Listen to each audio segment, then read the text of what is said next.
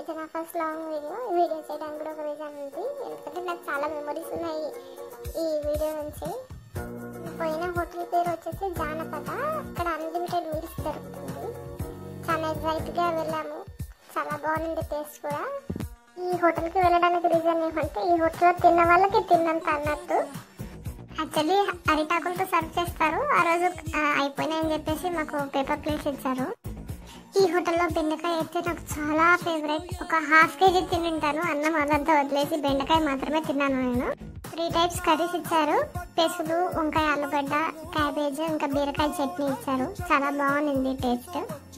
Karnataka side అయితే ఈ మీల్ని హోలిగి ఊట అంటారు. మరి మీ సైడ్ ఏమంటారో ఒకసారి కమెంట్ చేయండి. హోలిగి అయితే చాలా వేడి వేడిగా ఉంది.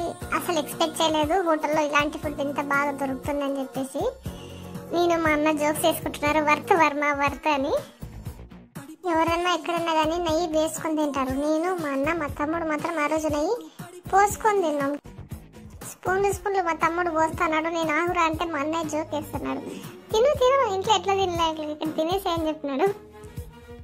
ఇంటికి వెళ్ళిన తర్వాత మా అమ్మ చెప్తున్నా, అమ్మ హోటల్లో ఫుడ్ చాలా బాగుందమ్మా అంటే మా అమ్మ ఒకటే మాట చెప్పింది, ఇంట్లో వంట కంటే పక్కన ఇంట్లో పచ్చడి బాగుంటుంది అని. పోయే రకం నువ్వు అని చెప్పింది. సరే అని జోక్స్ చేసుకుంటూ తింటా ఉంటే మధ్యలో మా పిన్ని కాల్ చేసింది.